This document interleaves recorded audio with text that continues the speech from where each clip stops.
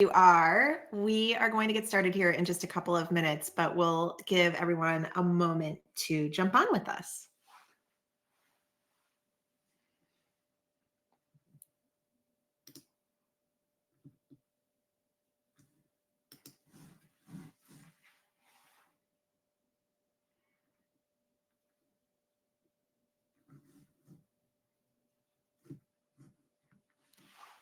All right, looks like people are joining. So I am going to just dive in. Of course, we will share the replay after the event. So if there is something you miss, you will be able to catch that via the link that's sent out post recording. We are here today with the second deployment of our Foundational Tools for Growing Your Business series. Today, we're going to be talking about the 5-tactic marketing plan that creates tangible ROI. This is a program that I developed several years ago for clients that were really struggling to create consistency with their marketing and see consistent results in return. So this is a really effective way to build your marketing strategy. It's a great way if you are struggling to get stakeholders on board or you're struggling to get your team to participate in marketing in a way that creates a real impact, or if people are always coming to you with new marketing ideas. This is a really great way to kind of come up with a plan that is very effective, but not overwhelming, and also makes everyone feel like they're included in part of the process. I am Courtney Gallster. I am the founder and president of Amplify Companies, including Amplify Marketing. We are a digital marketing agency that works in professional services, financial services, community banking, and health tech. So we have specialties in those areas. We serve clients across all of professional services. And our goal this year is to really build free content for firms that are looking to implement marketing on their own. So this is just part of that thought leadership series that we're sharing. Today, we're going to be talking about everything related to building a marketing plan. I feel like this is a good time to talk about this because you should be doing 2025 planning in November and December. So 2025 marketing planning in November and December. You're probably wrapping up budgeting right now. So that gives you plenty of time to work out where you want to spend your marketing dollars. And this is going to help you start thinking about that in a really tangible way. We will be talking about common reasons for marketing plan failure, which sounds a little silly to start with, but I think people get frustrated with marketing because they don't see the results that they want to see, and it makes them shy away from implementing new things because of the time or cost investment. So we're going to talk about why marketing tactics sometimes fail. We will talk about the number one ingredient to create success in your marketing strategy, which is far simpler than most people think. We will be discussing the importance of collaboration between sales and marketing, which are two departments that are very oftentimes siloed and work independently of each other. Well, independently from each other. But that is a huge mistake and a huge reason why plans often fail. And then we're going to actually work through an actionable plan to create the tactics for your plan. So I'll walk you through the whole concept of the five tactic plan, how to figure out the tactics that are right for you, and the tactics that we see the most success with in the industries that we serve. And then we'll talk through effective methods for implementing your plan. So making sure that you get those results by ensuring that there's some accountability and some consistency with the deployment of your plan. If you have questions while I'm talking, grab them in or drop them in the comments. Yes, Megan, I will send out, you will automatically get a recording with all of the deliverables from the event as well. That'll go out from my team from hello@amplifyup.com right after the recording. So if you guys have questions, drop them in the comments. I will work them into today's presentation and we'll go ahead and dive in. So why do marketing plans fail? There's a lot of different reasons why they're not effective or why they just don't work. But here are kind of the common reasons that we see when we start working with a firm on developing a strategy, or when they approach us and say, marketing doesn't work for us. What are we doing wrong? Oftentimes the plans are too wide, so they don't take into account the amount of bandwidth that you actually have to implement.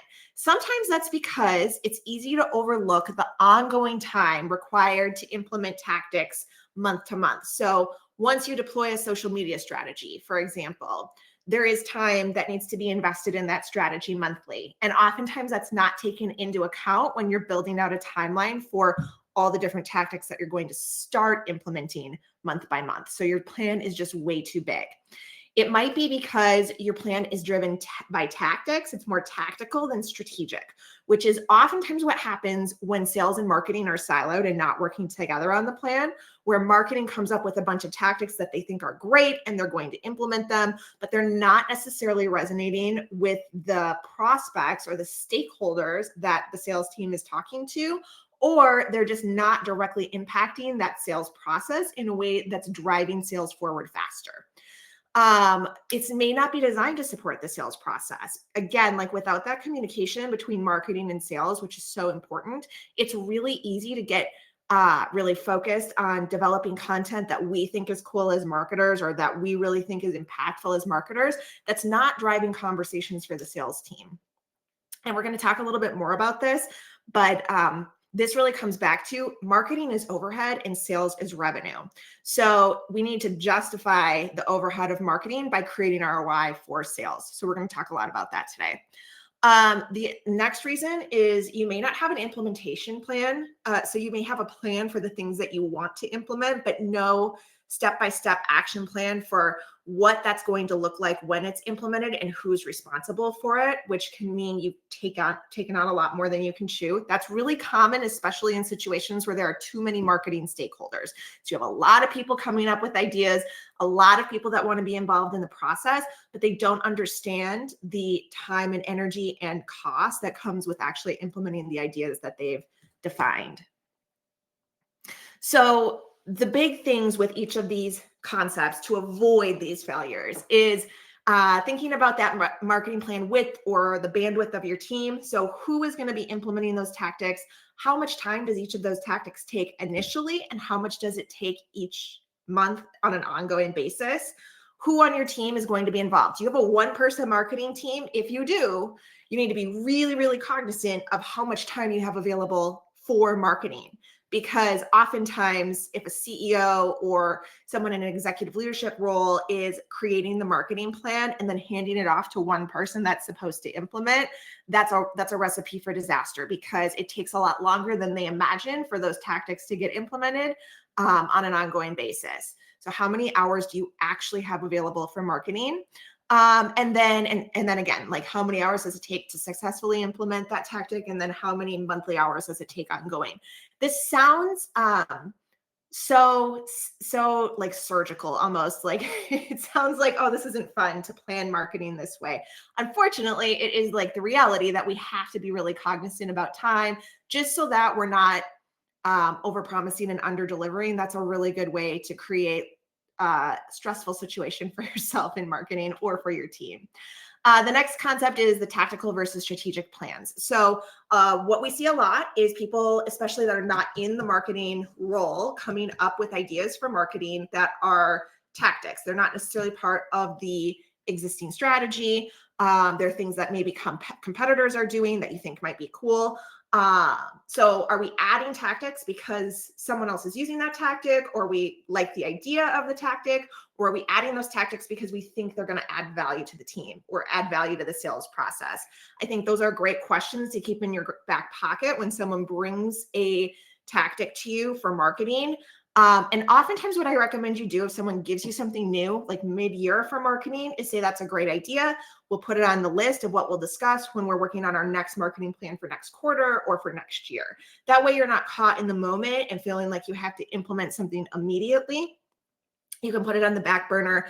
You can look into that tactic and see how effective it is for some of those other companies that are using them, do a little bit of research and come back with some data to either support or deny that tactic in the future.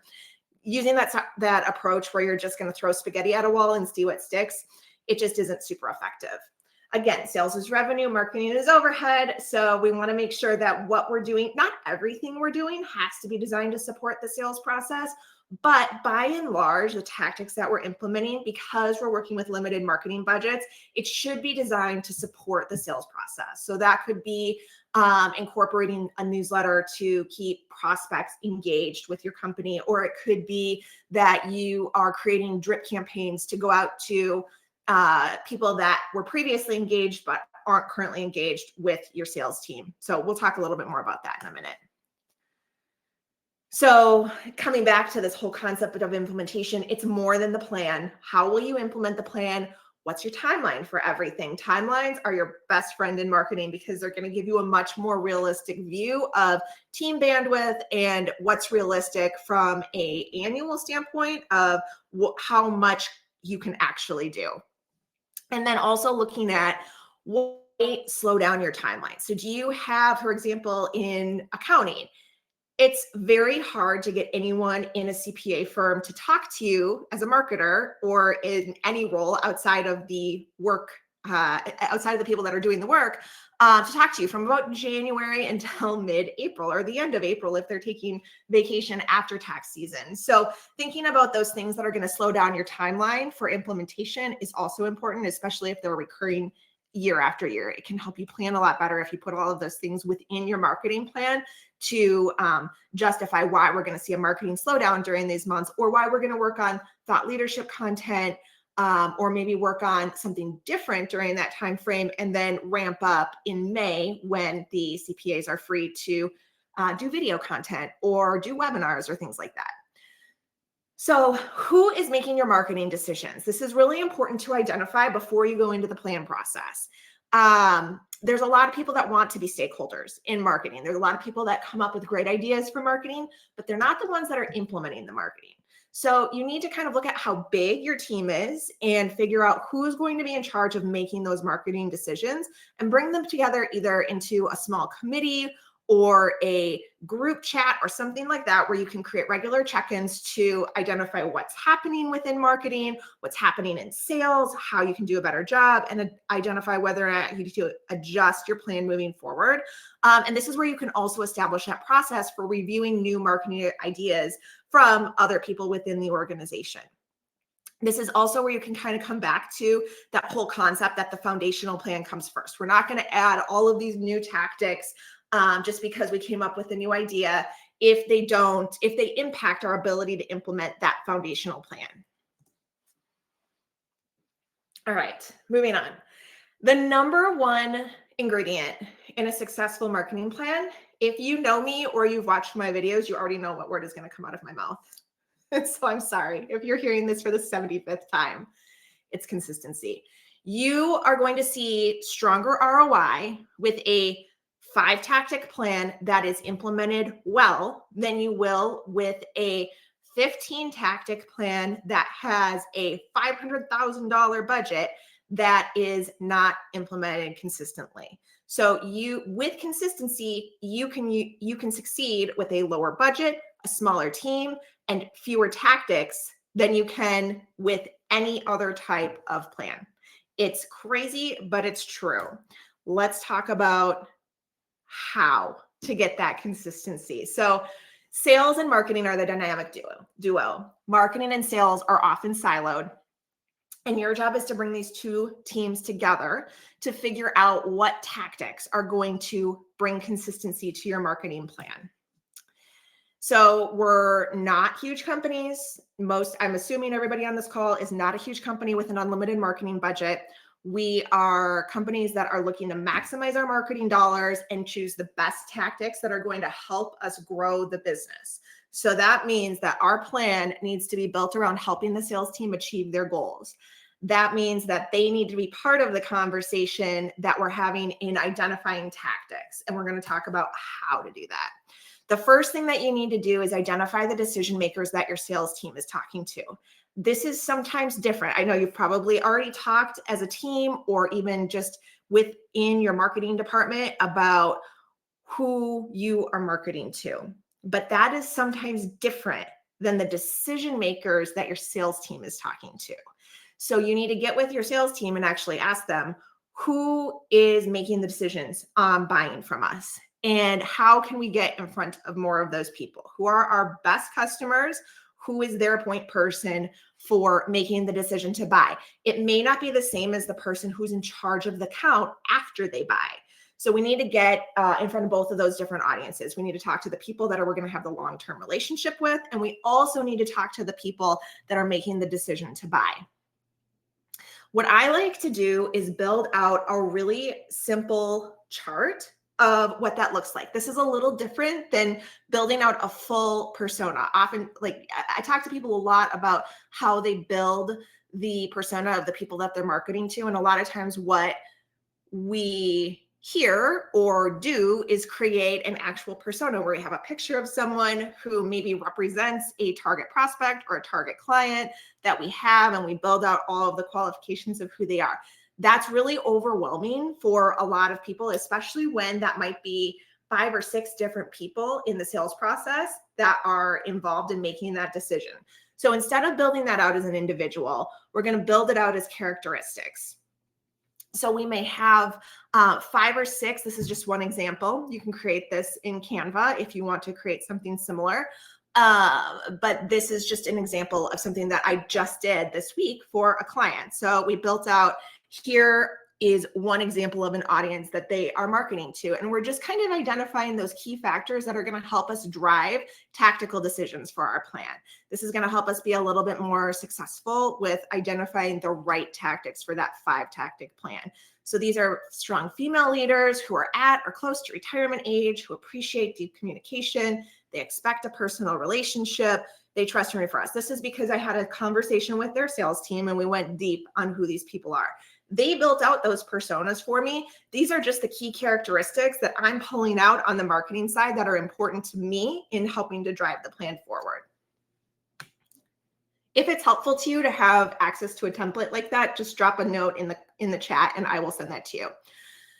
So once you've identified some characteristics about who those folks are, you are going to map out the sales process. And this is a key step that's oftentimes missed in marketing plan development.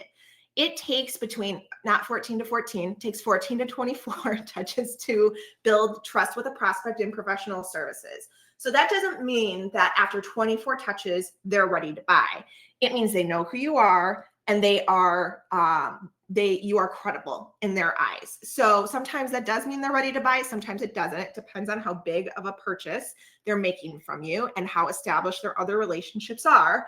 But 14 to 24 touches is a lot.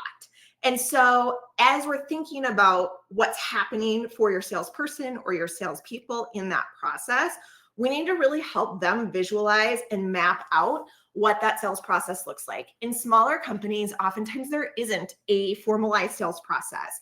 And so this can really help them too in thinking about what they are missing from that conversation that they're having with prospects or how they could do a better job. This is also, as marketers, where we can start to streamline outreach. Now, in the email that goes out after this session, you're going to get a copy of this template. Feel free to use it, don't use it, but maybe it will be helpful for you. This is a really simple visual that I use with sales teams, and it's 20 boxes, which most of the time we're not using 20 boxes for this conversation, but basically it helps map out the sales process. So we meet the prospect. How are we typically meeting the sales process, the prospect? That's the kickoff to the sales process. So then the next step is what? And we're going to put that in this box. And then the next step is what? How are we nurturing these people in order to build trust and eventually convert them into becoming a client or customer? We work through this whole process with the sales team, and it helps them see exactly what this process looks like. You're going to want to ask them, how long is our sales process? That may or may not be something that they've quantified. And you can start to really visually see where the gaps are, because that's what we do as marketers, is we identify where those gaps are in the sales process. And then you can come up with a better plan to say, oh, I see that you're not connecting with prospects on LinkedIn. It would help you if you had a plan for that. And if we had content going out for you on LinkedIn so that they could see that content once or twice a week and start to become more familiar with our brand. It would help because your audience is highly educated.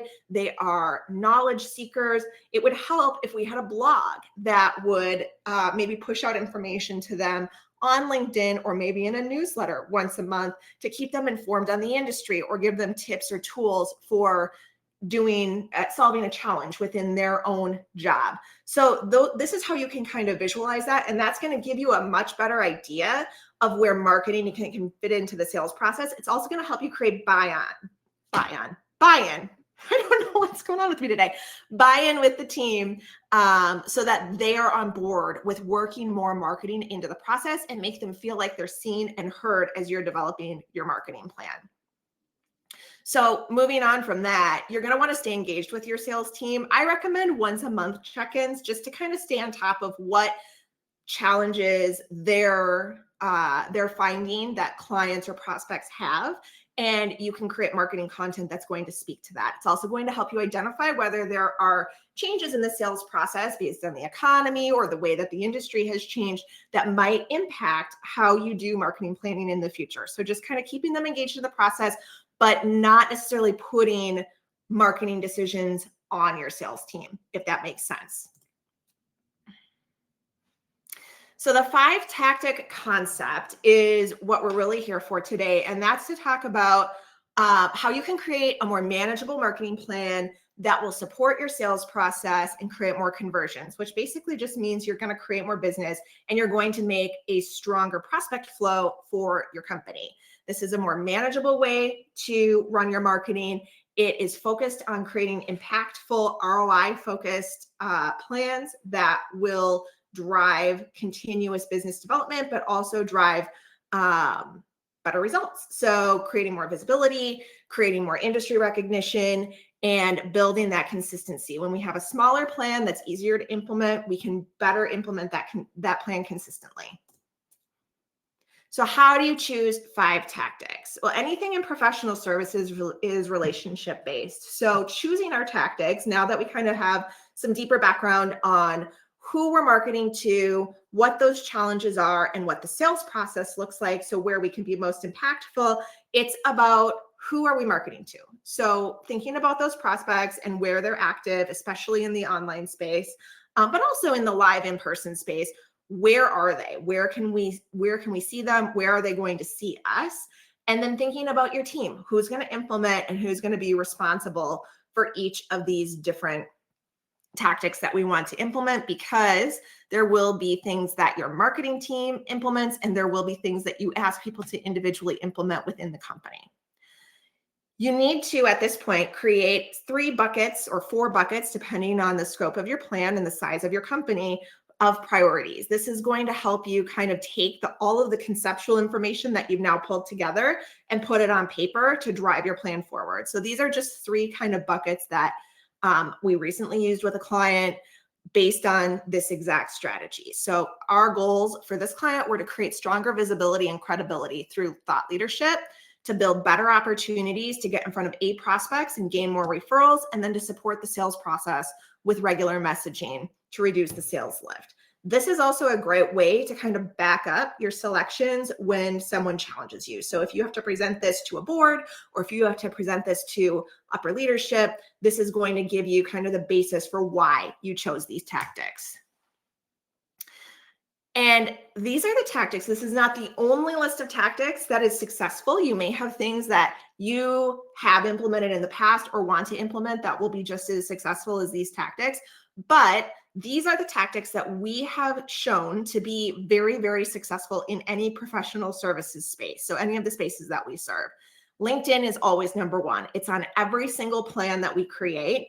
And LinkedIn really means more than just posting on LinkedIn. It means coming up with a strategy for that content that we're going to be using, but it also means coming up with training topics for the company at large so that other employees can get involved in sharing that LinkedIn content and being active on LinkedIn and engaging. It means going deep with the sales team on how often they're connecting with other people, how often they're liking and engaging on other people's content, how they're utilizing groups, things like that. So really, LinkedIn sounds like a small bucket, but it actually is a big bucket, and it's something we include on every single marketing strategy for any company that we work with. Newsletters are also very effective, and we are big fans of maximizing content in newsletters. So any content that we're pushing out on the internet has a chance to pop up in that newsletter, but we're not creating content exclusively for the newsletter that doesn't go out in other places. So posts for social media are going to be used for the newsletter. Blog content that's on the website will be used in the newsletter. Videos that we're pushing out or webinars that we're pushing out, all of that content is going to be recaptured in the newsletter, but it's more of a place to maximize content. It's not kind of a heavy lift on its own. So it's a nice complement to other tactics that you might be implementing in your strategy. Cold email outreach is something that really depends on the company. So it depends on where your team is at with the process. If you have the ability to get lists of cold prospects, and how much you're looking to grow. So if you're really only looking to grow with people that are already connected to you or have a second degree connection to you, cold email outreach is not a good fit. But if you're looking to really scale significantly and you're looking to expand the people that you're marketing to, or you don't have a big list of people that you're already marketing to, cold email outreach is a great tactic to try. Nurturing drip campaigns. This is if you already have a database of prospects and you just want to keep them engaged with what you're doing. That's where some of those more nurturing drip campaigns to warm prospects may come into play. Webinars are another really great way to nurture prospects because it gives you a lot of content to repurpose. So you have the live webinar or the pre-recorded webinar. This one is live. But that gives you the ability to then, after this webinar, I will take this and I will send out the replay. We may end up posting it on YouTube, or we may use it as an on-demand webinar in the future. We may cut it up and use clips of this for our social media or our newsletter feed. There's a lot of different ways you can repurpose that content from webinars or from videos. Some people just are not as big of a fan of the webinars, and so they might do videos instead. Events can be a great way to grow your business. That really depends on who you serve and where you are.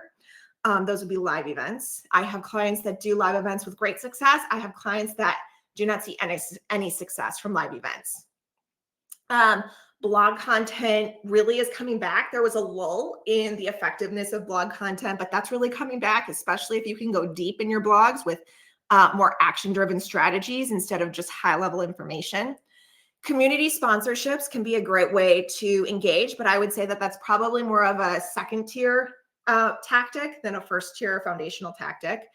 Ebooks, case studies, PR and awards, all of those things can be very effective if they're implemented the right way and they're implemented consistently. So if you're going to implement ebooks, it can't be one ebook that you're producing for the year. You would want to, at minimum, for any of these ideas or tactics, ebooks, case studies, and PR and awards, you would want to have a quarterly strategy for each of those buckets. LinkedIn and Facebook groups have been effective for certain clients that we serve. It depends on the industry and how engaged people are in those spaces. If you want more info on that, you can email me directly and I'm happy to chat with you about it. And then roundtables and business groups have also been very effective for clients that have really specific niche areas that they serve. So that would be getting people together in person or virtually to have conversations about industry topics or challenges, and then helping them solve those challenges. So a lot of tactics that we're kind of throwing out there.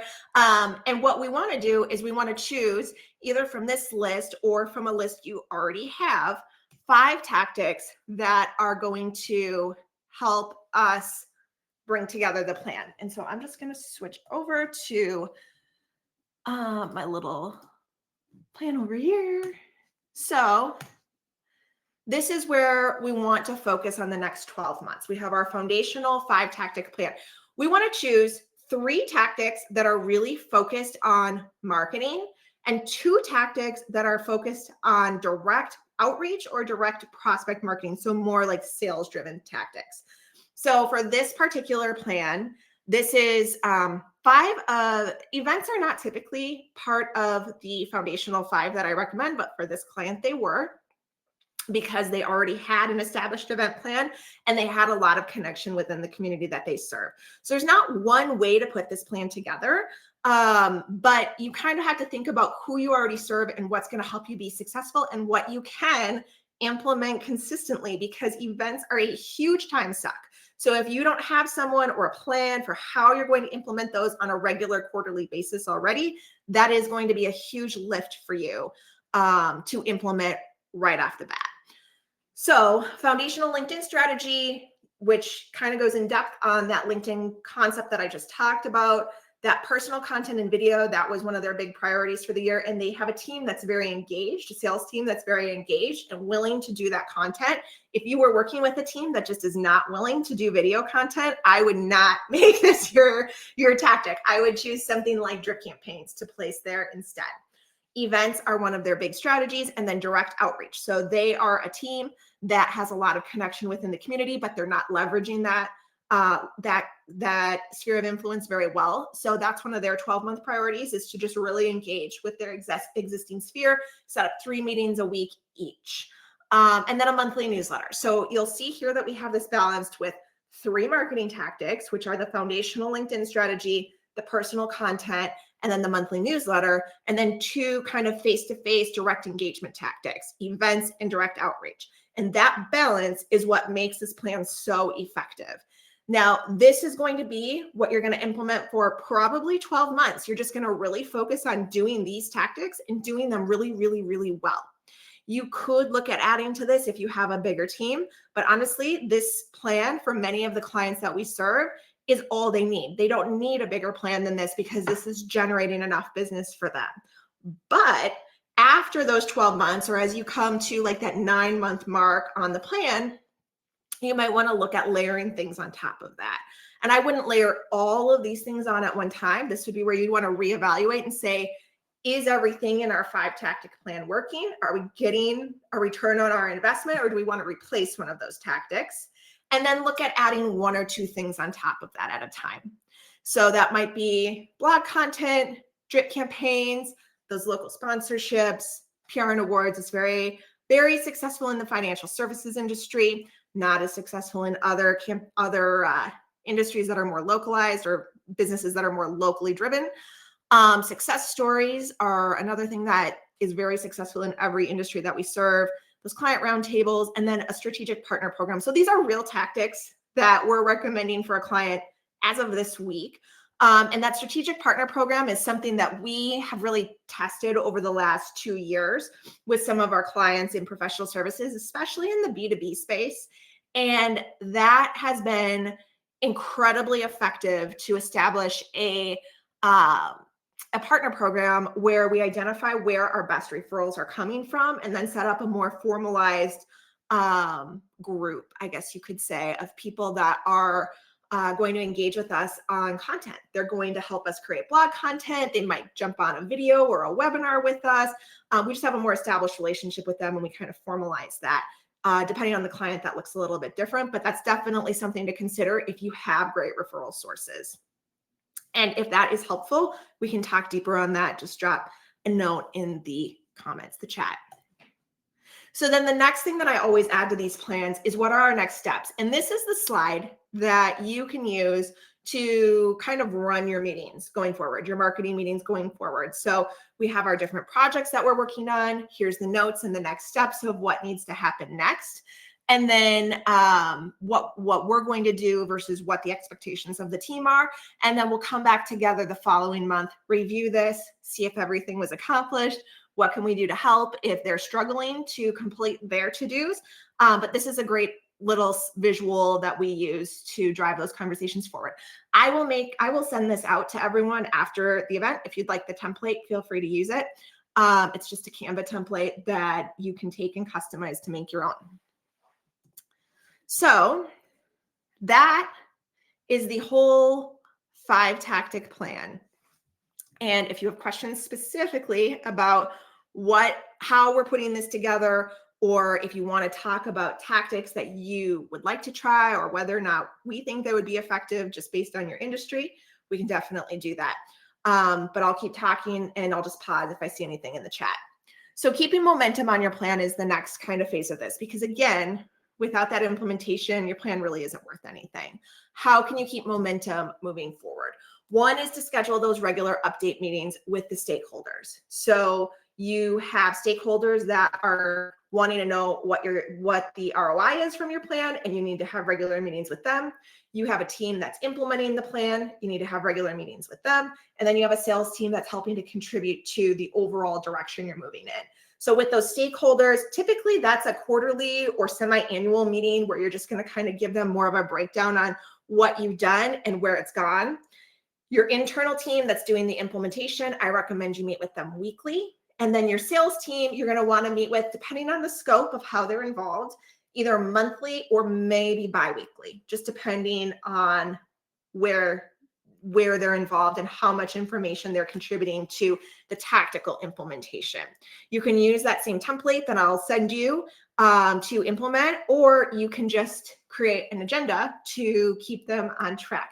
Either way, I recommend using a project management platform to keep everyone accountable to their to-dos, which you probably already have. We use Teamwork. We, in the past, have used Asana. We switched over the summer to Teamwork, and we've been very happy with it. So if you'd like a connection to our rep there, I am happy to share that information.